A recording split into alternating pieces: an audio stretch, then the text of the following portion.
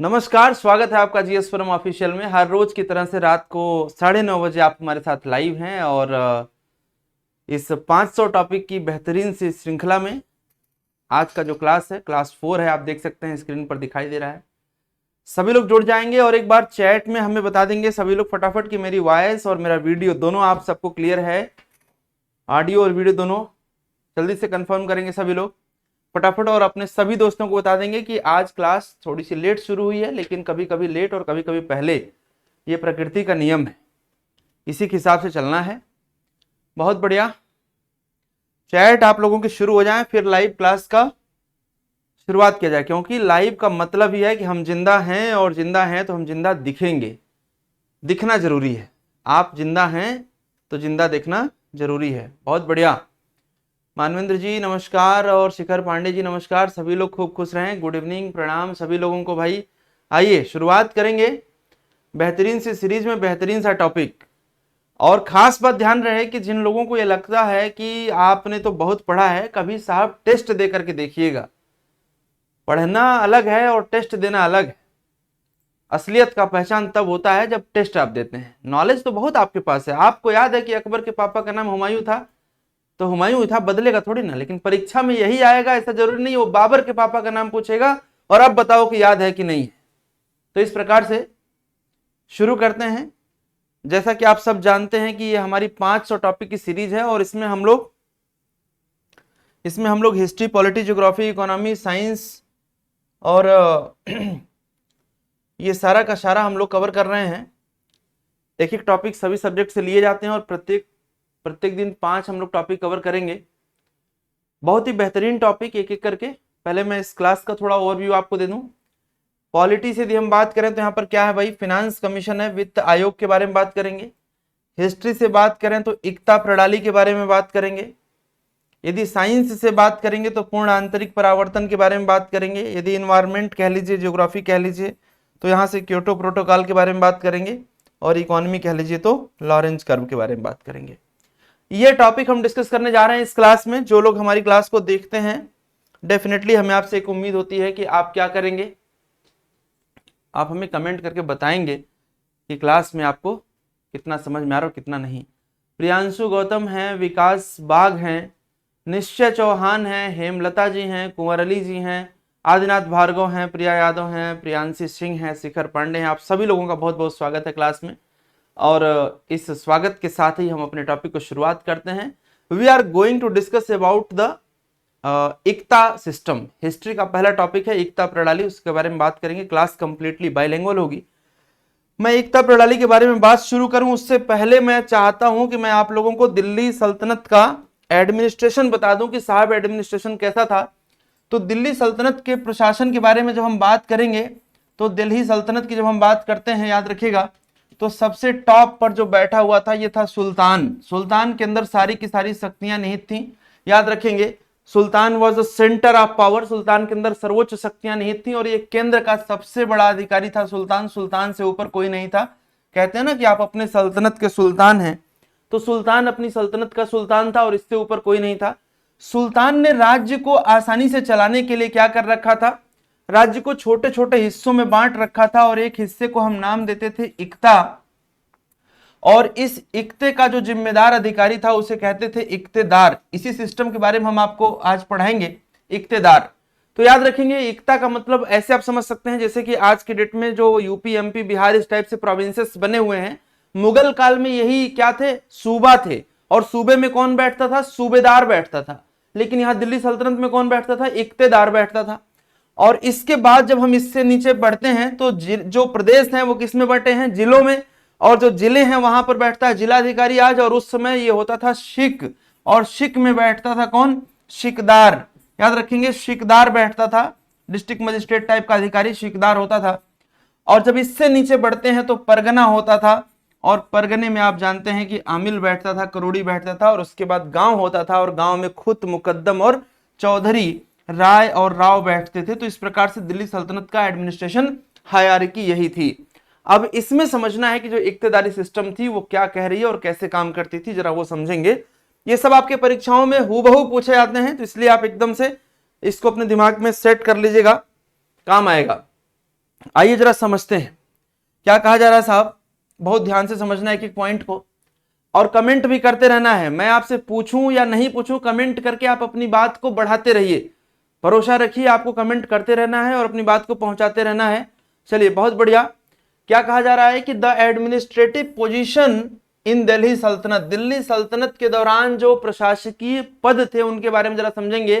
तो एक पद जो बहुत महत्वपूर्ण हुआ करता था उसे कहते थे वजीर। वजीर का मतलब आप क्या समझेंगे कि द सल्तनत top adviser and prime minister who was in charge of revenue and finances. ध्यान दीजिएगा, जो रेवेन्यू और फाइनेंस का इंचार्ज होता था उसे क्या कहते थे, वजीर कहते थे। यानी कि इसको हम फाइनेंस मिनिस्टर भी कह सकते हैं और इसको हम एडवाइजर भी कह सकते हैं। वित्त मंत्री और प्रधानमंत्री के रूप में वजीर होता था। कभी आपने यदि शतरंज खेला होगा तो शतरंज में राजा के बाद जो सबसे अधिक महत्वपूर्ण पद है वो कौन सा है, वजीर का है।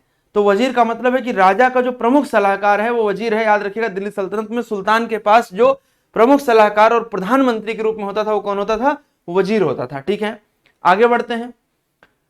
कहा जा रहा है कि द वजीर वाज सपोर्टेड बाय द नायब वजीर द डिप्यूटी मिनिस्टर। वजीर को सपोर्ट करने के लिए कौन होता था, नायब वजीर होता था और ये डिप्यूटी मिनिस्टर होता था। इसके बाद क्या कहा जा रहा है भाई, दीवाने रिसालत। दीवाने रिसालत पद है, बहुत बढ़िया, एग्जाम में पूछा गया है। The minister of foreign affair, विदेश मंत्री होता था। जो वर्तमान में एस जयशंकर साहब हैं उनको आप दीवाने रिसालत समझ सकते हैं दिल्ली सल्तनत के हिसाब से। ठीक है, सदर उस सुदूर क्या होता था, अगेन बहुत इंपॉर्टेंट है। The minister of Islamic law who enforce Islamic norms and insured they were strictly followed. यानी कि यदि शरीयत लागू है समाज में तो शरीयत अच्छे से लागू है, इसको इंश्योर करने की जिम्मेदारी किसको दी गई है, सदर उस सुदूर को दी गई है। आपके एग्जाम में सीधा सवाल क्या आता है कि दिल्ली सल्तनत में सदर उस सुदूर कौन होते थे, तो ये वो अधिकारी होते थे जो इस्लामिक लॉ को इंप्लीमेंट कराने की जिम्मेदारी उनके ऊपर होती थी और एक तरीके से वो मिनिस्टर होते थे इस्लामिक लॉ के। इसके बाद दीवाने इंशा, बहुत इंपॉर्टेंट है भाई। द मिनिस्टर ऑफ करेस्पॉन्डेंस, पत्राचार के मंत्री होते थे दीवाने इंशा, समाचारों को पहुंचाएंगे। फिर क्या कहा जा रहा है कि दीवाने आरिज, बहुत इंपॉर्टेंट है, बलबन ने शुरू किया था। डिफेंस और वार, और यहीं पर ध्यान दीजिएगा, दीवाने आरिज का मतलब हो गया डिफेंस या वार का मिनिस्टर, मतलब रक्षा मंत्री है। और यहीं पर इसके हेड को यदि ऐसे बोला जाए कि देखो आरिज शब्द से ही क्लियर है कि आरिज जो होगा वो कौन होगा भाई, वो डिफेंस को डील कर रहा है। तो यदि आरिजे करके कोई आपके एग्जाम में टर्म पूछे तो आरिज लगते ही आपको समझ जाना है कि साहब ये डिफेंस की बात हो रही है यहाँ पर और डिफेंस से संबंधित मामला है। तो दिल्ली सल्तनत के एडमिनिस्ट्रेशन को समझाने का मेजर ऑब्जेक्टिव जो है वो सिर्फ इतना है कि आप ये टर्मिनोलॉजी समझ लें, इसके बाद एकता प्रणाली तो आपको समझ में आ ही जाएगी। मैं आता हूं उस मुद्दे पर। दीवाने आरिज, मैंने पहले भी कहा था कि कहने के लिए 500 टॉपिक है, मैं आपको 1000 से अधिक टॉपिक इसमें डिस्कस करा रहा हूं। जैसे दिल्ली सल्तनत का एडमिनिस्ट्रेशन टर्मिनोलॉजी हर साल एग्जाम में पूछा जाता है, आप देख सकते हैं। मैं पूरा का पूरा डिस्कस करा रहा हूं आपको, इसलिए क्योंकि यदि आप इक्तेदारी सिस्टम समझें तो छोटा सा टॉपिक है, लेकिन एडमिनिस्ट्रेशन समझ में आ गया तो एक क्वेश्चन सरप्लस है। कमेंट करके बताइए मेरी बात समझ में आ रही है। आगे बढ़ते हैं। दीवाने आरिज का मतलब क्या हो गया, अभी बताया, डिफेंस और वार। इसके बाद काजी, काजी जब भी आएंगे तो ध्यान से समझिएगा, कहते हैं ना कि क्या होगा ये तो काजी तय करेंगे। तो हु आज काजी, काजी कौन था, काजी जो है मिनिस्टर ऑफ जस्टिस, न्याय मंत्री था। और आरिजे मुमालिक, अभी बताया आरिजे मुमालिक, तो आरिज लग गया तो क्या समझ में आया भाई, मिलिट्री डिपार्टमेंट, और मुमालिक लग गया तो क्या हो जाएगा, हेड हो जाएगा। काजी के बारे में बता दिया, जुडिशियल हो गया। इसके बाद वकील, बड़ा इंपॉर्टेंट सवाल है, ध्यान से समझना। वकील इधर कंट्रोलर और रॉयल हाउस होल्ड, इस बात को समझिएगा। यूपी पीएससी ने, यूपीएससी ने, आंध्र प्रदेश के पीएससी ने, कर्नाटका पीएससी ने, बंगाल पीएससी ने, महाराष्ट्र पीएससी ने, सबने यह सवाल पूछा कि वकील इधर कौन होता था। आपने कभी बॉलीवुड देखा होगा तो जो बड़े बड़े लोग होते हैं ना, जो बड़े बड़े लोग होते हैं उनके साथ एक खास बात क्या होती है कि उनका एम्पायर तो बहुत बड़ा होता है लेकिन उनके साथ हमेशा एक वकील होते हैं।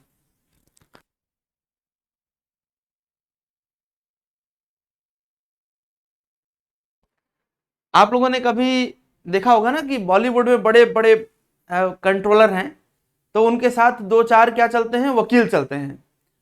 तो जब बड़े लोगों के साथ कोई दिक्कत होती है तो उनके आसपास 2-4 वकील होते हैं और वकीलों से क्या कहते हैं, अब वकील साहब आप संभालिए, आप देखिए वकील साहब, हम कुछ भी करें देखेगा कौन, वकील साहब, क्योंकि वकील साहब को हमने रखा इसीलिए कि तुम संभाल लो हमारी सल्तनत में क्या अच्छा और क्या बुरा हो रहा है।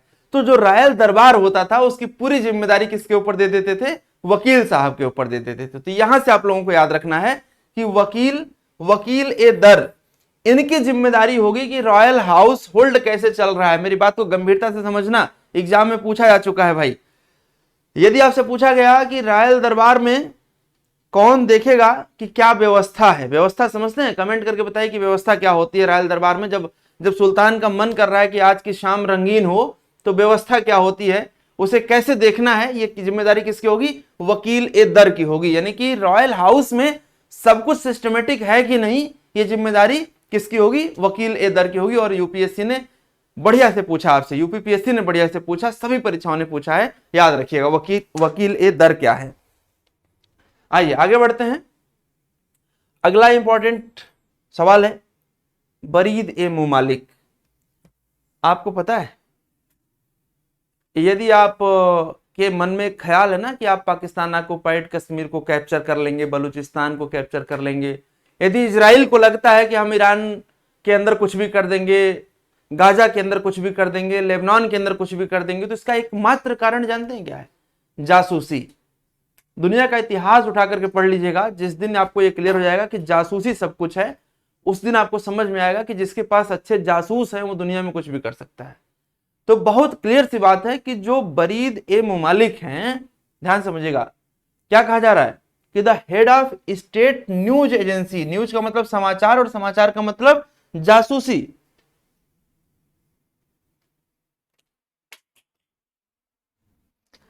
जिसके पास जितना अधिक से अधिक मात्रा में जासूसी होगी वो अधिकारी या वो बादशाह उतना बढ़िया काम करेगा। समझ रहे हैं आप, इसीलिए कहते हैं कि देखिए स्ट्रॉन्ग एडमिनिस्ट्रेशन चलाना है। आप अलाउद्दीन को ले लीजिए साहब, आप बलबन को ले लीजिए, बलबन ने तो शुरू किया था ये। बलबन क्यों, बलबन जैसा महान शासक सिजदा और पाबोस करने पर मजबूर कर देता है जनता को। आप समझ पा रहे हैं कि क्यों, जासूसों के बदौलत। यदि जासूस नहीं रहेंगे तो आप कुछ नहीं कर सकते हैं। यही कारण है कि local intelligence unit, intelligence bureau, research and analysis आपकी जितनी स्ट्रांग होगी उतना बढ़िया आप अपना एडमिनिस्ट्रेशन रन करा पाएंगे। ये इतिहास गवाह है, चाहे वो वर्तमान के प्रधानमंत्री हो, यूएसए हो, इजराइल हो या पाकिस्तान हो, कोई भी हो, जिसके पास जासूस बढ़िया है वो कुछ भी बढ़िया कर सकता है। कमेंट करके बताइए मेरी बात समझ में आ रही है कि नहीं आ रही है, फटाफट कमेंट करेंगे। फाइन, तो कमेंट आप सबके आते रहेंगे और मैं उम्मीद कर रहा हूं कि आपको समझ में आ रहा होगा कि बरीदे मुमालिक कौन थे। तो the head of state news agency Aamir A Majlis. Again एक बात कहते हैं, मजलिस का मतलब क्या होता है भाई, जब आप मूड में होते हैं तो आप कहते हैं कि आज मजलिस लगेगी। मजलिस का मतलब क्या हो गया, बढ़िया कोई उत्सव होगा, दरबार लगेगा, बढ़िया होगा। तो यहां पर क्लियर है कि ये क्या होंगे भाई, रॉयल फीस्ट और फेस्टिवल के इंचार्ज होंगे। और मजलिस आम जो होगा वो council of friends and officers consulted on important affairs of the state होंगे। सारी टर्मिनोलॉजी आपको क्लियर हो गई है। अब सीधे बात करते हैं अपने टॉपिक पर। क्योंकि आज के क्लास में ना छोटे टॉपिक हैं तो बहुत परेशान होने की जरूरत नहीं है। क्लास आपकी 45 मिनट मैक्सिमम में खत्म हो जाएगी, बहुत टेंशन लेने वाली बात नहीं है। कहा जा रहा है कि द इक्ता सिस्टम। अब सीधे उस मुद्दे पर आते हैं, मुझे कमेंट कर दीजिएगा। बहुत बढ़िया, कुंवर अली और शिखर पांडे, आदिनाथ भार्गव, प्रियांशु गौतम, प्रशांत मिश्रा, आस्था गुप्ता, प्रिया यादव, शिखर पांडे, सभी लोग कह रहे हैं यस सर, ठीक है, बहुत बढ़िया। जरा एक बार ना एप्लीकेशन की लिंक को आप लोग शेयर भी करेंगे। अब एकता प्रणाली पर आते हैं। ऐसा भी पॉसिबल है कि आप पहले कभी ना कभी एकता प्रणाली को पढ़े हों, लेकिन जब भी कोई चीज हम पढ़ते हैं और दोबारा उसको पढ़ते हैं तो डेफिनेटली उसमें बहुत बढ़िया। प्रियांशु कह रहे हैं कि सर महफिल और माहौल की बात हो रही है, बहुत शानदार। इसी प्रकार से आप कमेंट करते रहें तो हमें लगेगा कि आप जागृत अवस्था में सो नहीं रहे, आप युवा हैं, जागृत हैं, यही आपके अधिकारी बनने की पहचान है। The Ikta system was a land distribution and administrative system in Delhi Sultanate. So let me very clear you that कि यदि आपसे इक्ता सिस्टम के बारे में पूछा तो आप पहला पॉइंट क्या याद रखेंगे कि लैंड डिस्ट्रीब्यूशन सिस्टम था। यानी कि सुल्तान क्या करेगा, सुल्तान इक्ता जारी कर देगा कि आपके पास एक इक्ता है, इतने लैंड के आप मालिक हो, इतना लैंड आपका है और आप उस लैंड एरिया के मालिक हो और आप इक्तेदार कहलाओगे उस हिस्से के। दूसरा पॉइंट क्या समझना है आपको? दूसरा पॉइंट आपको समझना है कि and administrative system in Delhi सल्तनत, तो दिल्ली सल्तनत की एक प्रशासनिक व्यवस्था थी, दैट इन्वॉल्व्स द फॉलोइंग की पॉइंट्स। यदि इतिहास पढ़ना हो, भूगोल पढ़ना हो, कुल मिला जुला करके यदि अधिकारी बनना हो तो की पॉइंट्स आपको जानना होता है, ठीक है। की पॉइंट्स क्या कह रहा है भाई? The iqta system was introduced by Iltutmish. जरा कमेंट करके बताइएगा कि दिल्ली सल्तनत की स्थापना किसने की थी, दिल्ली सल्तनत को किसने स्थापित किया था? तो आंसर होगा कि सर इसको तो कुतुबुद्दीन ऐबक ने 1206 में स्थापित किया था, लाहौर को अपनी राजधानी बताते हुए। इक्ता वाज इन गोरी period at early system, exactly it was correct Kunwar Ali. But यदि हम इस पूरे सिस्टम की बात करें, फॉर्मल इनॉग्रेशन की बात करें, फॉर्मल ऑफिशियल वर्क की बात करें, तो आंसर क्या होगा? इल्तुतमिश होगा, गोरी नहीं होगा, ठीक है। बहुत बढ़िया, सुल्तान के पैर गायब हो गए हैं। अच्छा ठीक है, तो यहां पर इल्तुतमिश ने शुरू किया था। इसमें जो लैंड डिवीजन होता था वो कैसे होता था?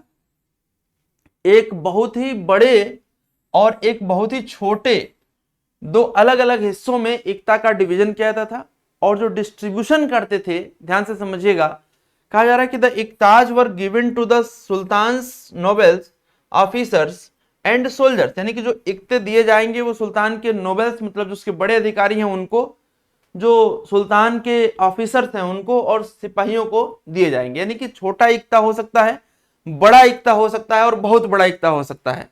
अभी आगे आप पढ़ेंगे जब अलाउद्दीन आएगा, क्योंकि अलाउद्दीन एक अलग तरीके का शासक है। आप अलाउद्दीन को पढ़ना चाहते हैं तो आप हमारे यूट्यूब चैनल पर जाकर के अलाउद्दीन को पढ़िए। अलाउद्दीन को पढ़ के आपको समझ में आएगा कि अलाउद्दीन क्यों अलाउद्दीन बना। इसके पीछे एक कारण है, क्योंकि शासक अपनी शर्तों पर शासन करेगा यदि वो मजबूत शासन करना चाहता है तो ऐसे में अलाउद्दीन इस प्रणाली को समाप्त करेगा। छोटे जितने भी इक्ते होंगे ना, सब अलाउद्दीन समाप्त कर देगा। याद रखिएगा, अलाउद्दीन से हर साल क्वेश्चन आपकी परीक्षा में आता है, और उसका एक बड़ा कारण है कि अलाउद्दीन के एडमिनिस्ट्रेटिव सिस्टम को यदि आप समझते हैं तो ऐसा माना जाता है कि दिल्ली सल्तनत को आपने समझा है। बलबन को पढ़ लीजिए, अलाउद्दीन को पढ़ लीजिए, और उसके बाद सिकंदर लोदी को आगे पढ़ लीजिए। मिला जुला करके आपने दिल्ली सल्तनत को पढ़ लिया है, चूंकि इल्तुतमिश से आप शुरुआत ही करते हैं तो यही सब क्वेश्चन बनते हैं, ठीक है। बहुत बढ़िया। प्रियांशी जी कह रही हैं कि सर इल्तुतमिश गुलाम था ना। वैसे तो मुझे बड़ा अच्छा लगता है जब आप लोग उधर से कुछ पूछते हैं, इसीलिए मैं अपील करता हूं कि आप सवाल पूछें। कोई गुलाम था, गुलाम है और गुलाम रहेगा, इन तीनों में बड़ा अंतर है। अंतर इस बात का है कि वो गुलाम तो था, लेकिन उसको उसके आका ने, उसके मालिक ने गुलाम रहते हुए गुलामी की दास्ता से मुक्त कर दिया था। आप हमें कमेंट करके बताएंगे कि ऐसा क्या हुआ था कि उसको मोहम्मद गोरी ने कहा था कि अब वो गुलाम नहीं रहेगा। फटाफट सभी लोग बताएंगे भाई, ठीक है। बहुत बढ़िया सवाल है कि गुलामों का गुलाम क्यों कहते हैं जब उसे गुलामी की दास्ता से मुक्त कर दिया गया था, ठीक है। खैर इतिहास हम लोग नहीं पढ़ रहे हैं, इसलिए बहुत ज्यादा उस पर टाइम नहीं देंगे। तो सारे पॉइंट क्लियर हो रहे हैं और बात आपको समझ में आ रही होगी।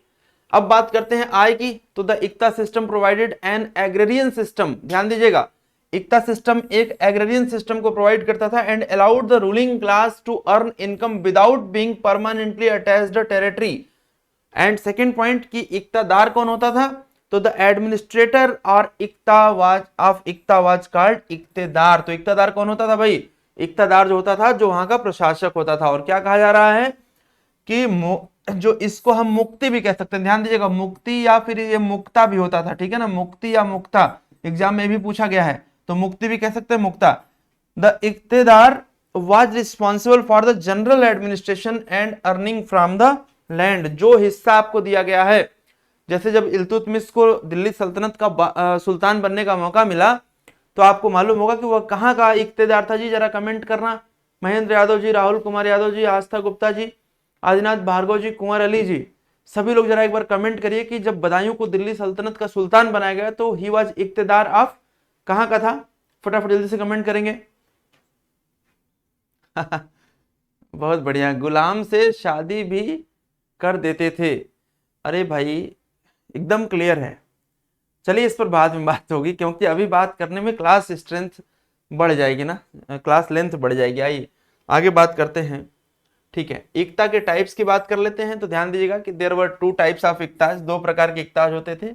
एक को हम लोग कहते थे खराज, खराज होता था, ठीक है, खराज होता था, और खराज के बाद हम कहते हैं इक्ता होता था। तो ये दो इंपॉर्टेंट पॉइंट हैं, इन दोनों को आप ध्यान में रखिएगा, ठीक है। इसका एबॉलिशन किसने किया है? तो मैंने आपको बताया अभी थोड़ी देर पहले कि अलाउद्दीन खिलजी जो है वो एबॉलिश करता है स्मॉल इक्ता को, और इसको लेकर के आता है सेंट्रल गवर्नमेंट के अंदर। कैसे? जो स्मॉल इक्ताज थे उसके बारे में आपको बता दूं कि वहां पर जो लैंड एरिया होता था वो खालिशा होता था। क्या होता था? खालिशा, खालिशा कह लीजिए, खालिशा भूमि होती थी। तो खालिशा भूमि जो होती थी, खालिशा या खालसा कहते थे, वो सीधे सुल्तान के अंडर कंट्रोल होती थी, और इस प्रकार से सुल्तान उन पर कंट्रोल कर लेता था, ठीक है। चलिए बदायूं बताया आप सब लोगों ने, बड़ा ही अच्छा जानकारी है आप लोगों का, बहुत अच्छी बात है, बढ़िया है। तो इक्तेदारी प्रणाली की शुरुआत फॉर्मली किसने की? इल्तुतमिश ने की। इक्ते का मालिक इक्तेदार मुख्ता वली कहलाएगा, ये सब याद रहे आप लोगों को। लैंड रेवेन्यू जनरेट होगा, वहां पर लैंड अलॉट कर दी जाएगी, वहां पर एग्रेरियन आपको काम कराना है, रेवेन्यू जनरेट होगा, आपको अपने पास रखना है। इसके प्रकार से आप देख सकते हैं जो इक्तेदार होगा वो पावरफुल होगा, क्योंकि एग्रीकल्चर पर ही सब कुछ डिपेंड था, ठीक है ना।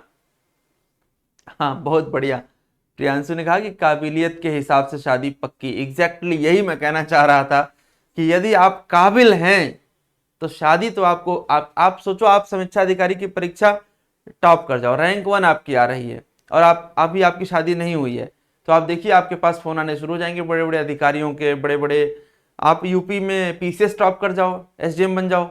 अभी देखो आपके जाति के जो बड़े मंत्री होंगे, जो बड़े अधिकारी होंगे, उन सबके फोन आपके पास आएंगे, समझ रहे हैं आप। तो शादी किस पर डिपेंड करेगी? आपकी काबिलियत पर, कि काबिलियत बढ़िया यदि है आपके अंदर तो ऑब्वियस सी बात है कि बहुत बढ़िया। कुंवर अली कह रहे हैं कि वो गुलाम आज के नौकर नहीं होते थे, बहुत बढ़िया, वो brilliant commander, exactly brilliant commander ही नहीं, मिलिट्री कमांडर ही नहीं, ब्रिलियंट एक तरीके से डिप्लोमेट भी आप उनको कह सकते हैं कि ब्रिलियंट डिप्लोमेट भी होते थे, साथ में ब्रिलियंट कमांडर भी होते थे, और उससे भी बड़ी बात क्या है कि बेहतरीन गुलाम भी होते थे। इसका क्या मतलब हुआ सर? इसका मतलब यह हुआ कि यदि बादशाह ने, सुल्तान ने कह दिया कि तुम्हें बंगाल जीतना है, तो बंगाल तक जाएंगे, चाहे भले ही जान की बाजी लगा देनी पड़े, उस पर क्वेश्चन मार्क नहीं है। आप मेरी बात को समझो, इस बात को बहुत ही गंभीरता से समझिए। आपका नाम इतिहास में तभी दर्ज हो सकता है जब आप कुछ ऐसा करके जाएं जो आपको कहा गया, एग्जैक्टली आपने वही किया, भले ही जान चली गई, कोई फर्क नहीं पड़ता है। तो ये चीज आपके जीवन का इतिहास लिखेगी। ऐसा नहीं होगा कि साहब हम भी गुलाम ही हैं, तो गुलाम ही बने रह जाओगे जिंदगी भर। चलो आगे बढ़ते हैं, ये टॉपिक आपका खत्म हो गया है एकता पर। कोई डाउट हो आप सब पूछ सकते हैं, जितनी भी फॉर्मल बातें थी मैंने आपको बता दी हैं, ठीक है। छोटे छोटे टॉपिक हैं, जल्दी समाप्त होंगे। फाइनेंस कमीशन पॉलिटी का एक छोटा सा टॉपिक है जो आपके परीक्षाओं में पूछा जाएगा। मैं आगे बढ़ूं उससे पहले मैं जानना चाहता हूं, सभी लोग जल्दी से मुझे बताएंगे कि जो 16वां वित्त आयोग का गठन हुआ है उसकी डेट कहां से शुरू हो रही है? सभी लोग, दिनेश जी बताइए सर, बहुत बहुत स्वागत है आपका। सर कह रहे हैं कि सर क्या क्वेश्चन फंसेगा? बहुत बढ़िया। फंसेगा का दो मीनिंग है, मैं अक्सर देखता हूं हमारे बहुत सारे साथी यूट्यूब पर डालते हैं वीडियो, तो कहते हैं सब यहीं से फंसा दूंगा। तो फंसाने का दो मतलब होता है, एक तो जो मछली फंसती है जाल में कि ले आए उसको, और एक होता है कि खुद ही जाल में फंस गए। तो फंसेगा, सवाल फंसेगा, हम आपकी भावनाओं का बहुत स्वागत करते हैं, सवाल फंसेगा नहीं।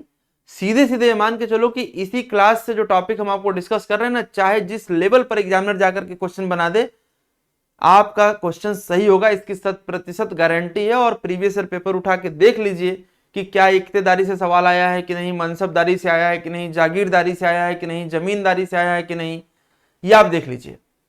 आगे पॉलिटी में बात करें तो फाइनेंस कमीशन से सवाल मिलता है कि नहीं, इलेक्शन कमीशन से मिलता है कि नहीं, यूपीएससी से मिलता है कि नहीं।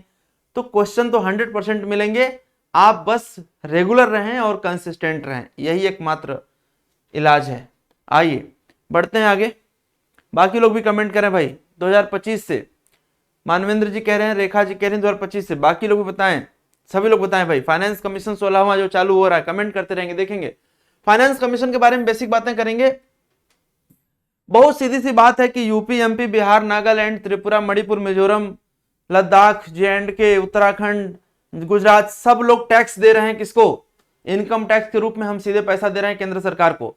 लेकिन हमारे राज्य में सड़कें कैसी होंगी, बिजली कैसा होगा, पानी कैसा होगा, ये अपेक्षाएं भी हमारी किससे हैं? केंद्र सरकार से हैं। तो इस स्थिति में जो पैसा हमने केंद्र को दे दिया है वह राज्यों तक कैसे आएगा, कितना आएगा, कब आएगा, किस आधार पर आएगा, ये सब कुछ तय करने के लिए संविधान में एक एजेंसी बनानी पड़ेगी, एक बॉडी बनानी पड़ेगी, जिसका नाम हम रखेंगे finance commission. And finally we can conclude that in article 280 there is finance commission, जिसकी जिम्मेदारी होगी कि वो इनकम को रीडिस्ट्रीब्यूशन करने की पॉलिसी पूरी बताएगा कि राज्यों को पैसा किस प्रकार से मिलेगा। आशीष शुक्ला जी नमस्कार। ठीक है, तो इस प्रकार से हम समझ सकते हैं the finance commission in India is a quasi judicial body. ध्यान दीजिएगा, यही सब पूछा जाता है और ये बहुत महत्वपूर्ण है। Quasi judicial body, finance commission of India क्या है? क्वासी जुडिशियल बॉडी है, अर्ध न्यायिक संस्थान है, constituted by the president of India. कौन बनाता है? President of India. Under the provision of constitution of India, यानी कि भारत के संविधान में यह व्यवस्था दी गई है कि प्रेसिडेंट ऑफ इंडिया आप बनाएंगे क्या भाई, क्या बनाएंगे? Finance commission. अगेन एक सवाल मेरा उठता है कि यह परमानेंट बॉडी है कि नहीं है, जल्दी से कमेंट करिएगा, कमेंट आ जाए फिर ही आगे बढ़ूंगा मैं। यह एक अस्थाई निकाय है कि नहीं है? क्योंकि फाइनेंस कमीशन को लेकर के मैं जानता हूं कि बहुत सारे लोग कंफ्यूज हैं कि अस्थाई है कि अस्थाई है। जैसे इलेक्शन कमीशन के बारे में मैंने बताया कि election commission is a permanent body, ठीक किसी प्रकार से आपको बताना है कि फाइनेंस कमीशन एक परमानेंट बॉडी है या फिर एक टेम्परेरी बॉडी है। फटाफट कमेंट करेंगे सभी के सभी लोग, ठीक है, जितने भी लोग क्लास में कमेंट करिए।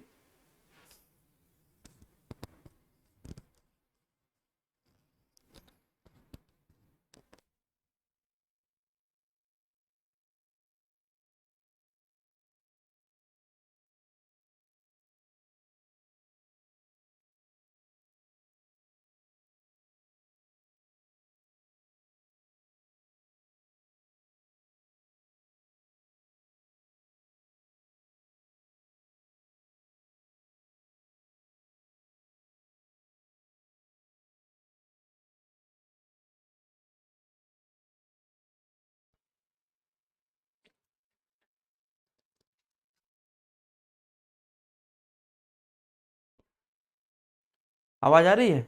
चलिए बढ़िया। आर्टिकल 280 कहा जा रहा है कि sir no doubt you made this topic interesting and easy. बहुत बढ़िया निश्चय चौहान जी, धन्यवाद। और आशीष शुक्ला जी कुछ कह रहे हैं, क्लियर नहीं हो रहा है, परमानेंट बॉडी है कि नहीं है, नो कह रहे हैं, यस कह रहे हैं, कॉन्स्टिट्यूशनल बॉडी है, ठीक है,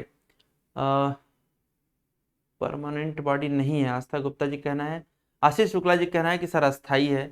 याद रखिएगा बहुत ही स्पष्ट है कि इलेक्शन कमीशन अस्थाई है लेकिन फाइनेंस कमीशन अस्थाई नहीं है, क्योंकि यदि फाइनेंस कमीशन अस्थाई होता रेखा जी तो फिर ये 14वां 15वां 13वां 12वां 10वां ऐसा नहीं होता ना, फिर ये एक ही होता। आपने इलेक्शन कमीशन के बारे में कभी सुना है? महिमा शर्मा जी, जो पूछा गया है वो बताना है कि अस्थाई है कि नहीं है। कॉन्स्टिट्यूशनल तो है, ये तो लिखा है स्क्रीन पर सीधे सीधे, है ना, याद रखेंगे कि यह परमानेंट बॉडी नहीं है। ठीक है, क्या कहा जा रहा है कि since it is established directly under the provision of the constitution it is an constitutional body. और आर्टिकल मैंने आपको बताया 280, ठीक है।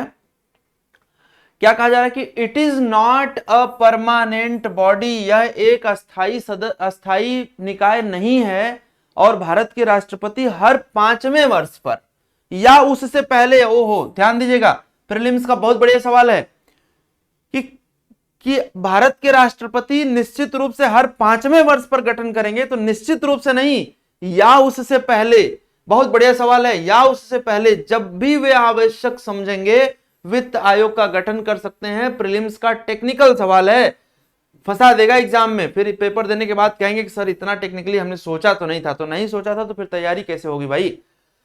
The primary function of the Finance Commission revolves around making recommendation on the distribution of financial resources between the Union government and the state government, as we discussed earlier कि केंद्र सरकार और राज्य सरकारों के बीच में जो वित्तीय संसाधन है इनके वितरण की फॉर्मुलेशन को देता है। अब ध्यान से मुझे आप जवाब देंगे कि जो फाइनेंस कमीशन की रिकमेंडेशन है सेंट्रल गवर्नमेंट के ऊपर, स्टेट गवर्नमेंट के ऊपर, क्या वो बाइंडिंग है या एडवाइजरी नेचर की है, यानी कि हमारे ऊपर वो बाध्यकारी है या फिर वो सलाहकारी नेचर की है। सभी लोग कमेंट करेंगे भाई। शिखर पांडे, प्रियांशी, महिमा, आस्था, रेखा, आशीष, कुंवर अली, आदिनाथ, सभी लोग, और क्लास को ना अधिक से अधिक शेयर करते रहिए। क्या कहा जा रहा है, फंक्शन हमने आपको समझा दिया, कमेंट आपका आता रहे। The finance commission submits its reports to the president of India, again most important topic, सीधे सीधे आपके एग्जाम में आएगा कि फाइनेंस कमीशन अपनी रिपोर्ट किसको देता है, तो फाइनेंस कमीशन अपनी रिपोर्ट जो देता है वो प्रेसिडेंट ऑफ इंडिया को देता है। आप सब जानते हैं कि भारत सरकार के सभी कामकाज किसके नाम पर हो रहे हैं, राष्ट्रपति के नाम पर हो रहे हैं। और आप मुझे कमेंट करके बताएंगे कि all executive power vested in president of India किस आर्टिकल में लिखा गया है, फटाफट कमेंट करिएगा। आगे बढ़ते हैं। और सुनो, मेरे क्वेश्चन को सुनकर के आपको आंसर नहीं याद आता तो इसका मतलब है कि you need to revise the contents जो आपने पीछे पढ़ा है। आप नया कितना पढ़ते हैं ये मैटर नहीं करता, आप रिवाइज कितना करते हैं ज्यादा मैटर करता है, आप प्रैक्टिस कितना करते हैं उससे ज्यादा मैटर करता है। बहुत बढ़िया, शानदार जवाब आ रहे हैं कि सर एडवाइजरी नेचर का। बहुत बढ़िया, विकास पाक, कुंवर अली, महेंद्र यादव और सबके जवाब, आस्था गुप्ता, सबके जवाब जो आ रहे हैं वो डेफिनेटली क्या आ रहे हैं, वो आ रहे हैं कि सर एडवाइजरी नेचर का है। ठीक है, अच्छी बात है। आपने फाइनेंस कमीशन को समझ लिया कि कौन अपॉइंट करता है, कब अपॉइंट करता है और क्या उसका रोल है, क्या आर्टिकल है, सब कुछ आपको क्लियर हो गया। अब आप जो बात करेंगे वो बात करेंगे कि वर्तमान में जो 16वां वित्त आयोग है ये आपको एग्जाम में कैसे पूछा गया, करंट। देखिए इसीलिए कहते हैं भैया क्लास उसकी करिए जो अपडेट करके कंटेंट को पढ़ाता हो।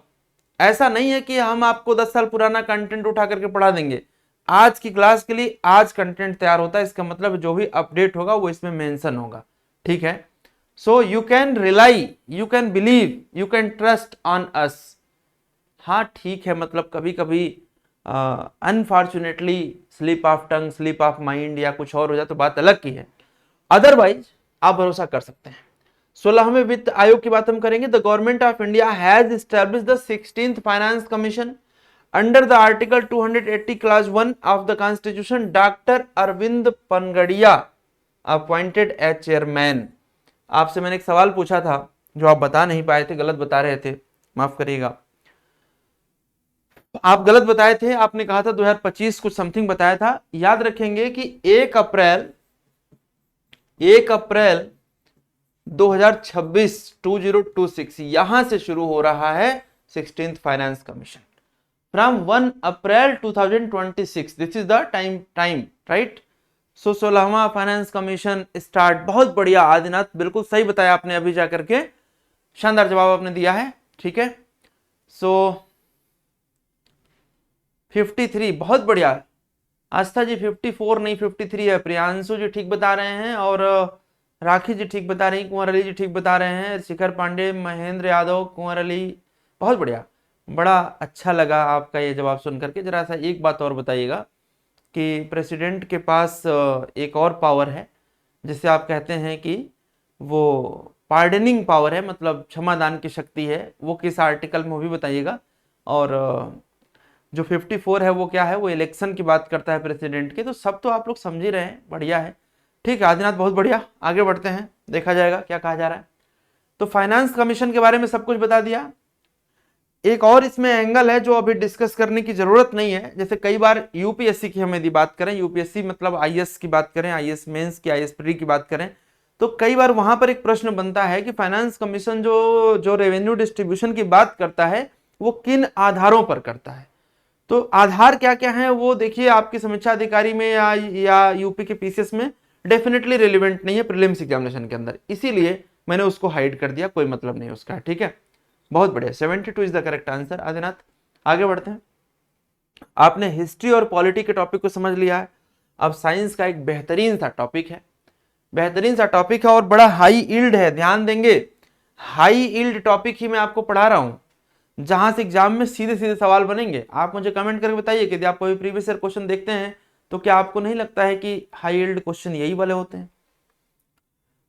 कहा जा रहा है कि टोटल इंटरनल रिफ्लेक्शन साइंस का एक छोटा सा टॉपिक है जिससे लगभग मान के चलो कि अल्टरनेट ईयर क्वेश्चन पूछे जाते हैं। प्रकाश का पूर्ण आंतरिक परावर्तन, पूर्ण आंतरिक परावर्तन, पूर्ण आंतरिक परावर्तन को साधारण भाषा में समझते हैं। क्या कहा जा रहा है कि जब, मेरी बात को ध्यान से समझिएगा, कि जब प्रकाश की कोई किरण, when light rays try to passing from higher density medium to lower density medium, this is the key point and this point has to be understand. क्या कि जब प्रकाश की किरणें एक अधिक घनत्व वाले माध्यम से कम घनत्व वाले माध्यम में बाहर निकलने की कोशिश करती हैं और बाहर ना निकल करके बार बार उसी मीडियम में वापस मुड़ती रहती हैं, तो इस घटना को प्रकाश का पूर्ण आंतरिक परिवर्तन कहते हैं। When light rays try to travel from a higher density medium to lower density medium and reflect back in higher density medium again and again, this incidence is known as total internal reflection। अब जरा ध्यान से देखिएगा इस बात को। Suppose that कि नीचे वाटर है जी, तो वाटर मीडियम डेंसिटी 2 और ऊपर क्या है साहब, एयर है। तो as we all know that कि एयर की डेंसिटी वाटर से ज्यादा होगी, माफ करिएगा, एयर की डेंसिटी वाटर से कम होगी। इसका मतलब है कि यहां पर एयर की डेंसिटी कम है और वाटर की डेंसिटी ज्यादा है। तो कहा जा रहा है कि यदि प्रकाश की कोई किरण है जो वाटर में से निकल करके एयर में जाने की कोशिश तो कर रही है, लेकिन वापस बाहर ना जाकर के वापस इसी मीडियम में वापस मुड़ करके आ रही है, तो इसी घटना को हम क्या नाम दे रहे हैं, टोटल इंटरनल रिफ्लेक्शन दे रहे हैं, TIR दे रहे हैं। तो इसमें जो नेसेसरी कंडीशन है वो क्या है कि ये तभी हो पाएगा जब हायर डेंसिटी से लोअर डेंसिटी में मूवमेंट होगा। ये पॉइंट आपके लिए बहुत इंपॉर्टेंट है।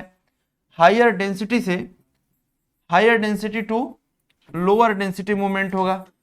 This is very clear. जैसे आपने हीरा देखा होगा, डायमंड आपने देखा होगा, हीरे के अंदर प्रकाश की किरणें इंटर तो कर गई हैं, लेकिन वो वहां से जब बाहर निकल रही हैं तो हायर डेंसिटी से लोअर डेंसिटी में जा रही हैं और बाहर ना जाकर के वो बार बार उसी में मुड़ रही है। इसी कारण से क्या हो जा रहा है, इसी कारण से वहां पर स्पार्कलिंग हो रही है। तो आपकी परीक्षा में कॉन्सेप्ट नहीं पूछते हैं, आपकी परीक्षा में एप्लीकेशन पूछते हैं। तो क्या है एप्लीकेशन इसका मैं वो बताऊंगा, लेकिन उससे पहले यह जानना जरूरी है कि डिफिनीशन समझ में आई कि नहीं। जो की पॉइंट है वो याद रखिएगा, हमेशा higher density to lower density ही क्या होगा, टोटल इंटरनल रिफ्लेक्शन होगा। फटाफट कमेंट करिए, फिर हम एग्जांपल की तरफ आपको मूव कराते हैं। सभी लोग कमेंट करेंगे।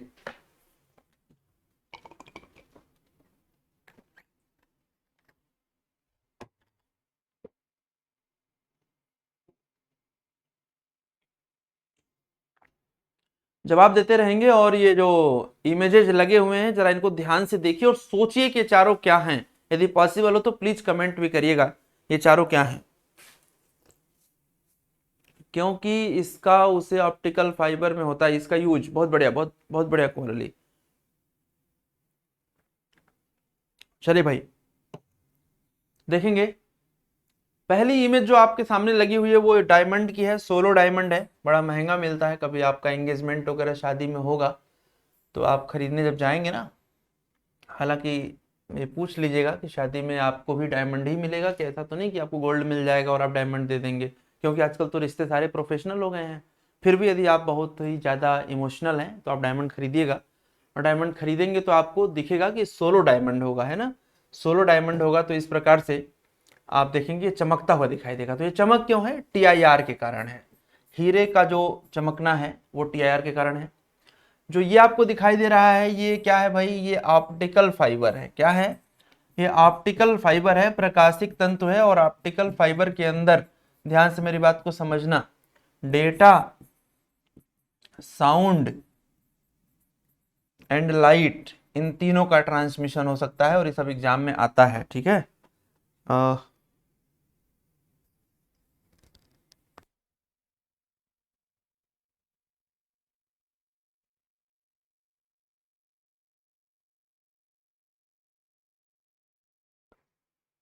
हाँ जी बहुत बढ़िया।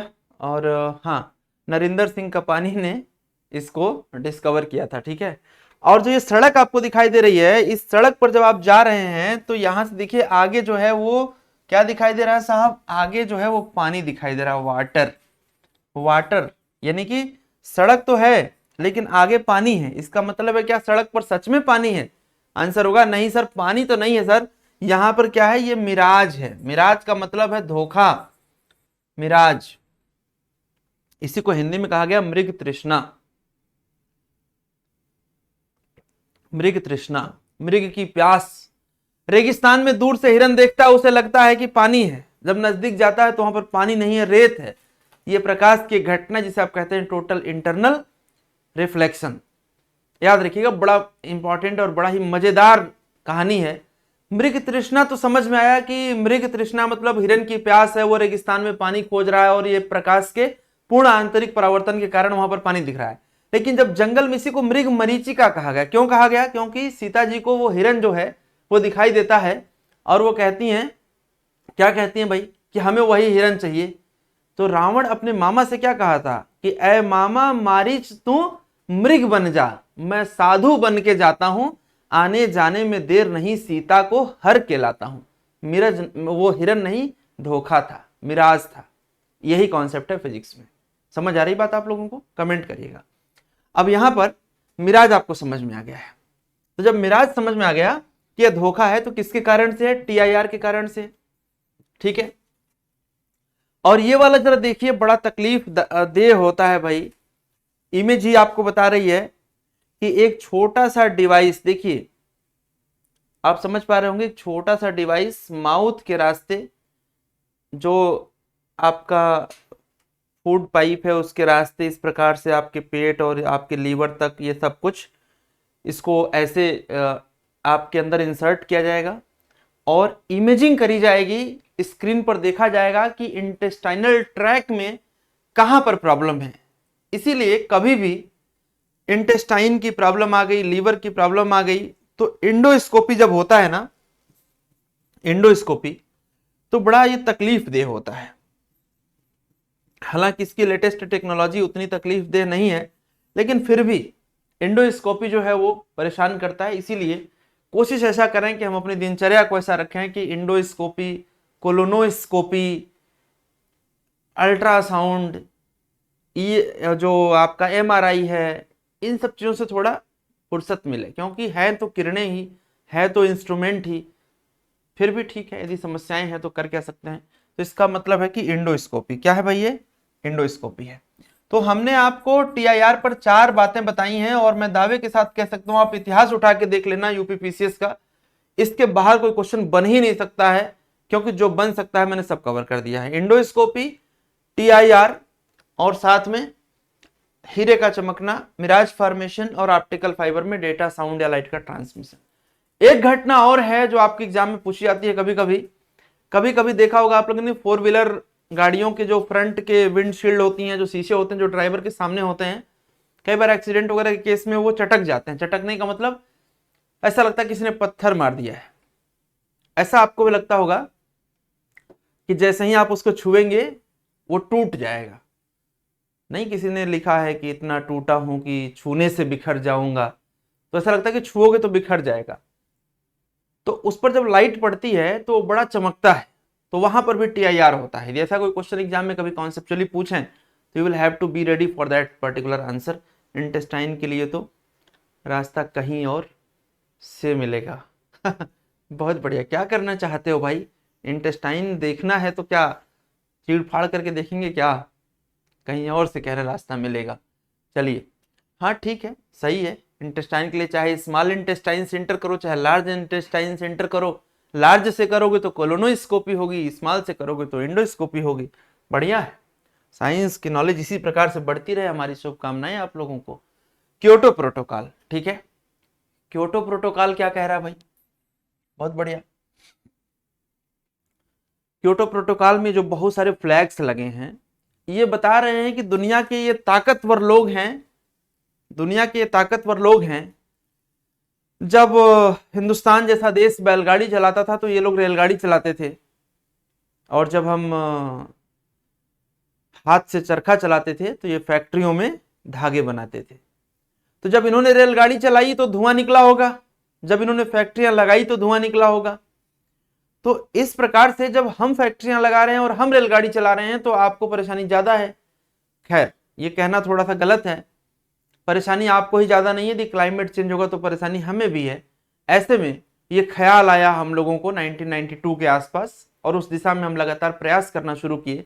और 97 में हम लोग जापान के क्योटो में बैठ करके एक डील साइन किए कि भाई किस प्रकार से हम लोग काम करें कि धुआं ना निकले, क्योंकि धुएं में जो गैसेस हैं वो हमारे लिए बड़ा हानिकारक हैं और वो हमें परेशान कर सकती हैं आने वाले टाइम में। बहुत बढ़िया। ठीक है, बहुत बढ़िया। एक्सीडेंट की वजह से टूटता है, ठीक है, अच्छा है। तो क्योटो प्रोटोकॉल, क्योटो क्या है? Kyoto is the name of city in Japan. The Kyoto protocol was an international agreement एक अंतरराष्ट्रीय समझौता था, क्या करने के लिए? To reduce green house gas emission and slow global warming.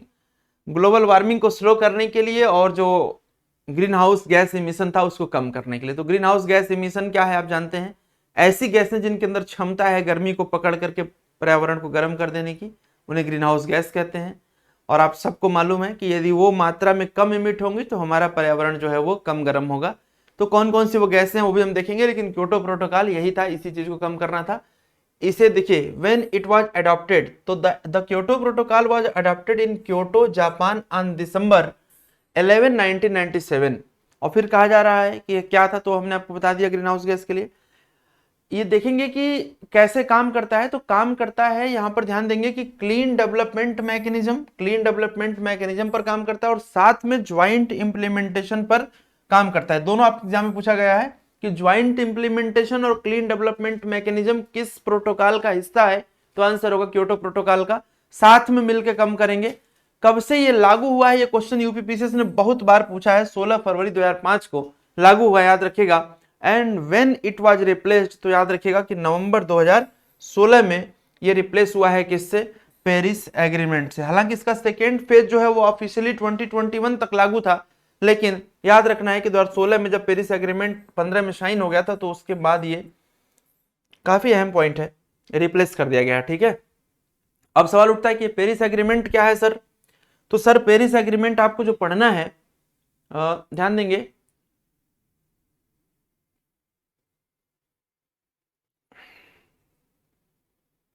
हाँ, ये जो पेरिस एग्रीमेंट आपको पढ़ना है, ये पेरिस एग्रीमेंट आपका कल के टॉपिक का हिस्सा है। कल मतलब जो भी नेक्स्ट क्लास आपकी होगी उसका हिस्सा है पेरिस एग्रीमेंट।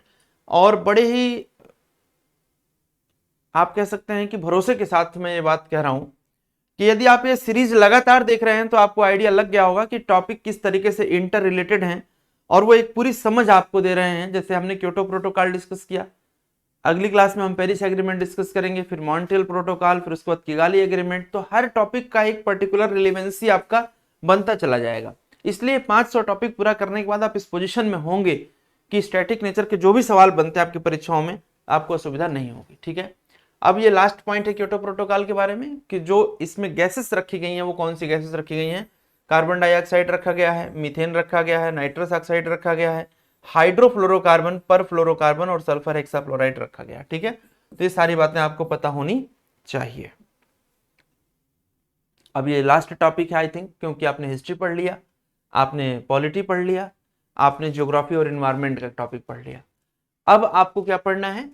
आपको पढ़ना है इकोनॉमी का लास्ट टॉपिक, जो कि बहुत ही महत्वपूर्ण है। लॉरेंज कर्व के बारे में हम लोग बात करेंगे। एक एक करके सारे कर्व, सारा कॉन्सेप्ट हम आपका क्लियर करेंगे। बस आपका 1 घंटा हमें चाहिए और साथ में ये एप्लीकेशन अधिक से अधिक आप शेयर करें, ये हमारी आप सबसे गुजारिश है, तभी बात बनेगी।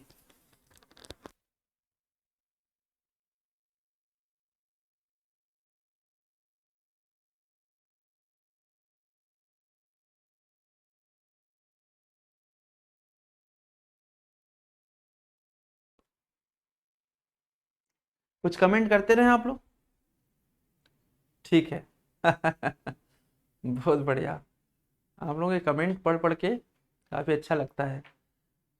ठीक है साहब, आगे बढ़ते हैं।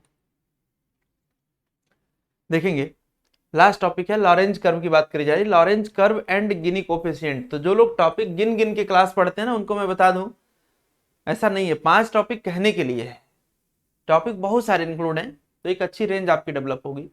देखिए ध्यान समझिएगा, एक लाइन में पूछा जा रहा है कि लॉरेंज कर्व क्या है, तो आप उसे समझिएगा कि the distribution of income in an economy, the distribution of income in an economy is represented by Lorentz curve. यानी कि किसी भी अर्थव्यवस्था में आय वितरण को, आय के वितरण को दर्शाने के लिए किसका प्रयोग किया जाएगा? लॉरेंज कर्व का प्रयोग किया जाएगा। और जो इसका मेजरमेंट करेंगे वो किससे करेंगे? गिनी गुणांक से। यानी कि लॉरेंज कर्व और गिनी गुणांक दोनों एक दूसरे के पूरक हैं। लॉरेंज कर्व आपको समझ में आएगा तो गिनी गुणांक ऑटोमेटिकली समझ में आएगा।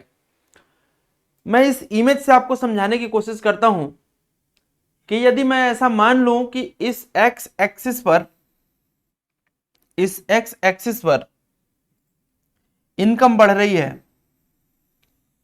और इधर पॉपुलेशन बढ़ रही है, और जितनी आय है और जितनी पॉपुलेशन है, यदि इन दोनों के बीच में हम इनकम को बराबर बराबर बांट दें तो जो हमारा ग्राफ बनेगा वो सीधे 45 डिग्री का बनेगा। इसे हम कहेंगे यह परफेक्ट इक्वालिटी लाइन है। यानी कि यदि ऐसा किसी भी देश में दुनिया में होता है तो उस देश में ना तो कोई व्यक्ति गरीब है ना तो कोई व्यक्ति अमीर है, क्योंकि जब हम रिलेटिव पॉवर्टी की तुलना करते हैं तो हम कहते हैं, जैसे मैं मान लीजिए कि आपकी तुलना में गरीब हूं, आप महलों में रहते हैं, हम झोपड़ी में रहते हैं, आप मर्सिडीज से चलते हैं, हम साइकिल से चलते हैं, तो मैं आपकी तुलना में गरीब हूं। ऐसा इसलिए हुआ क्योंकि इनकम डिस्ट्रीब्यूशन जो देश में हुआ वो थोड़ा सा इनइक्वल हुआ, आपके पास ज्यादा पैसा, हमारे पास कम पैसा। लेकिन यदि ये किसी भी ऐसे देश में हो जब ये बराबर हो जाएगा तो उस स्थिति में आप समझ सकते हैं कि ग्राफ जो बनेगा बिल्कुल 45 डिग्री का बनेगा। तो यदि आपके एग्जाम में सवाल पूछता है कि लॉरेंज कर्व यदि 45 डिग्री पर इक्वलिटी लाइन को शो कर रहा है तो क्या बता रहा है, तो परफेक्ट इक्वलिटी है, जबकि आइडियल है, एग्जिस्ट दुनिया में कहीं भी नहीं करेगा। जैसे जैसे देश में आप देखेंगे अलग अलग कॉन्सेप्ट्स हैं देश में, आप सबको पता ही है। तो यदि आप सबको पता ही है तो क्या होगा, मेरी बात को समझिएगा। जैसे मान लीजिए अंबानी जी हैं, अंबानी जी के पास बहुत पैसा है भाई, वो कैपिटलिस्ट हैं, पूंजीपति हैं। तो पूंजीपति हैं तो उनके पास तो पैसा रहेगा ही, और आप सबको पता है कि पैसा ही पैसे को खींचता है।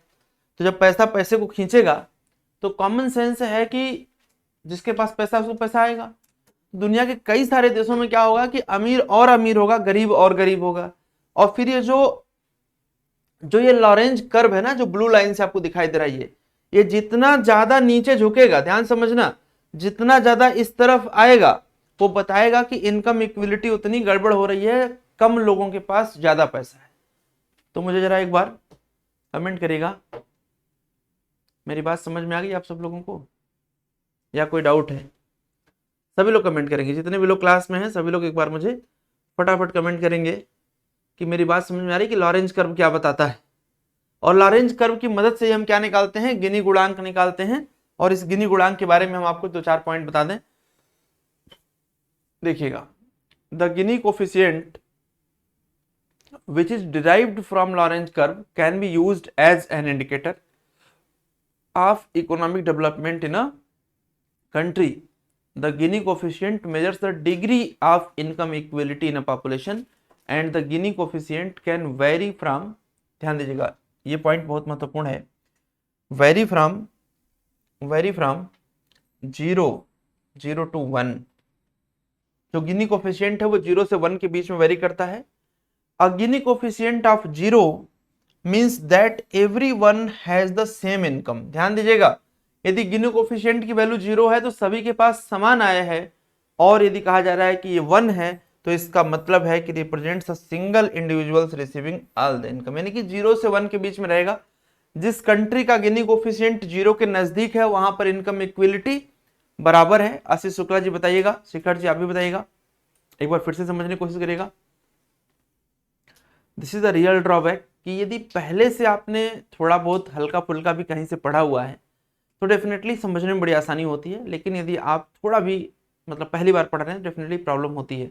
मैं फिर से समझाता हूँ, किसी भी देश का उदाहरण ले लो, दुनिया में कोई भी देश, जैसे भारत को ही ले लो, तो अंबानी जी हैं, अडानी जी हैं, आदित्य बिरला ग्रुप है, टाटा ग्रुप है, इन सब परिवारों के पास इतना पैसा है जितना बाकी के हिंदुस्तान के पास पैसा है। तो ऐसा क्यों हो पा रहा है? यहां पर ऐसा हो रहा है कि क्योंकि जो पूंजी है वही पूंजी को खींच ले रहे हैं। तो दुनिया के जिस देश में कम लोगों के पास ज्यादा पैसा होगा वहां पर जो लॉरेंज कर्व है वो नीचे की तरफ झुकेगा, क्योंकि वहां पर कम लोगों के पास ज्यादा पैसा होगा। और जब भी ऐसी सिचुएशन आएगी तो जो गिनी गुणांक कहेगा वो क्या कहेगा कि हम 1 की तरफ बढ़ रहे हैं, 0 से 1 की तरफ बढ़ रहे हैं, यानी कि आय असमानता ज्यादा है। जो आपके गांव का सबसे अमीर व्यक्ति है वो और अमीर हो रहा है, और जो सबसे गरीब व्यक्ति है वो और गरीब हो रहा है। आय असमानता ज्यादा है, यानी कि गिनी गुणांक 0 से 1 की तरफ मूव कर रहा है। बहुत बढ़िया, ठीक है। और जब समानता बढ़ेगी, यानी कि अमीर आदमी जहां पर है वहीं पर रुका हुआ है, और जो गरीब आदमी है वो अमीर आदमी की तरफ उसकी इनकम बढ़ रही है, तो ऐसे में आप 1 से 0 की तरफ आएंगे, ये गिनी गुणांक कहता है। तो आप मुझे जरा एक बार कंफर्म करिएगा कि लॉरेंज कर्व और गिनी गुणांक दोनों समझ में आए कि नहीं, क्योंकि दोनों बड़े अहम पॉइंट है, यूपीपीसीएस का रिपीटेड सवाल, हर 2 साल पर एक बार कुछ ना कुछ। बहुत बढ़िया कुआन अली। यहाँ पर देखिए ना अजरुद्दीन जी, पहली बात तो यह है कि फार्मूले को पूछ करके आप मतलब ठीक है, कोई बहुत खास पहलू नहीं है, लेकिन यदि आपने कहा तो आप देखिए यहाँ पर गिनी गुणांक इज इक्वल टू p-1/p+1। अब देख सकते हैं आप यहाँ पर फार्मूला लिखा हुआ है, प्रॉपरली आप इसे कैलकुलेट कर सकते हैं। लेकिन मेरा बस एक लाइन का प्रश्न है कि आज तक के इतिहास में बीपीएससी, यूपीपीएससी, यूपीएससी किसी भी कॉम्पिटिटिव एग्जाम ने कभी फार्मूला पूछा? नहीं पूछा ना। तो जब फार्मूला नहीं पूछा तो हमें नहीं याद रखना है, हमें क्या याद रखना है कि सर 0 से लेकर के 1 तक गिनी गुणांक की बात करेंगे। यदि किसी कंट्री में 0 है गिनी गुणांक तो परफेक्ट इक्वलिटी है, यदि कहीं पर 1 है तो परफेक्ट इनइक्वलिटी है। ठीक है, बहुत बढ़िया। तो इस प्रकार से आप सब ने गिनी गुणांक और लॉरेंज कर्व को समझ लिया। दोनों पॉइंट आपको क्लियर हैं, साथ में जो हमने इससे पहले अलग अलग टॉपिक डिस्कस किया वो भी सब क्लियर है। अब एक खास बात है, खास बात यह है कि जो लोग लगातार बने हुए हैं, निश्चित रूप से आपको आज के 10 दिन, 15 दिन, 20 दिन, 50 दिन बाद आपको एक बहुत अच्छी बढ़त दिखाई देगी आपके जीएस सेक्शन में। लेकिन कॉन्सेप्ट को समझने से ज्यादा बेहतर है कि कॉन्सेप्ट के साथ साथ हम रिवीजन और प्रैक्टिस पर भी फोकस करें।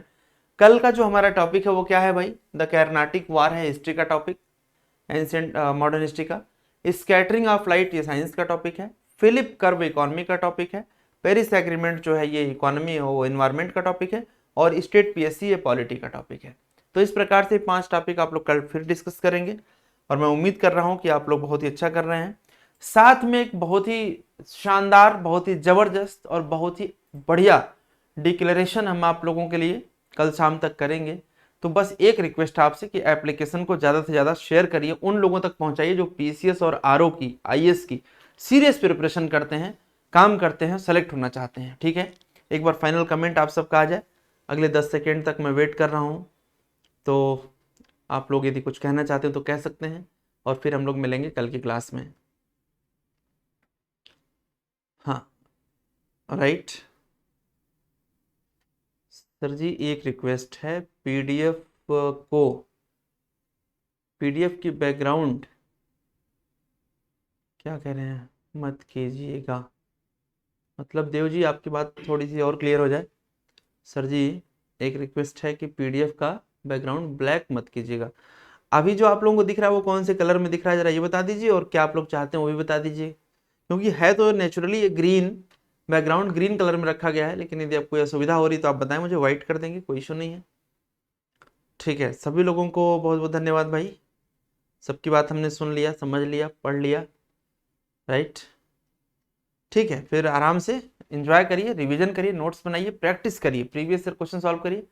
करंट की वीडियो कुमार अली दिवाली के बाद कंटिन्यू होगी बहुत ही बेहतर तरीके से, क्योंकि